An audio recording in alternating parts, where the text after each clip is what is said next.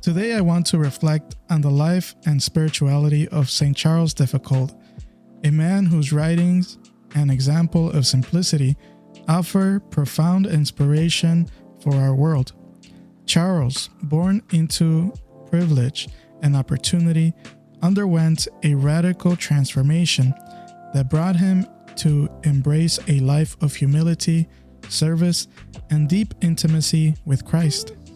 His journey invites us to re-examine our own lives and rediscover the beauty of living simply in an often complicated and materialistic world. Charles de Foucauld was born into French nobility in 1858, inheriting wealth and influence. Yet, his early years were marked by spiritual indifference and a search for meaning in the distractions of the world. After serving in the military and experiencing the emptiness of excess, he encountered the person of Christ.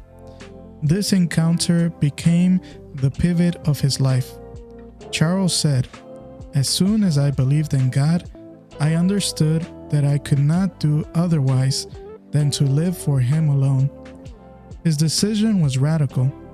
He gave up his fortune and comforts, choosing instead to follow the hidden life of Christ in Nazareth, a life of simplicity, humility, and service. Settling in the Sahara Desert among the Tuareg people, he lived as a brother to all, embracing poverty, prayer, and hospitality. Charles left us a rich legacy in his writings, particularly his meditations on the Gospels and his reflections on the spirituality of Nazareth.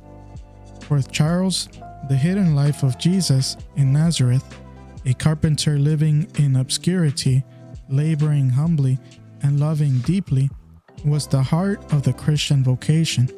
He wrote, "We must imitate Jesus in his hidden life, working as he worked, humbling ourselves as he humbled himself, and keeping ourselves in the background as he did." This simplicity is not just about material poverty. It is about humility of heart, a detachment from selfish desires, and a focus on what truly matters, loving God and neighbor. Charles also emphasized seeing Christ in every person. In his famous prayer of abandonment, he prayed, "Father, I abandon myself into your hands. Whatever you may do, I thank you." This trust invites us to live simply, not by clinging to control, but by surrendering to God's providence. Saint Charles de Foucauld once wrote, "Preach the gospel with your life, without preaching." Saint Charles de Foucauld, pray for us.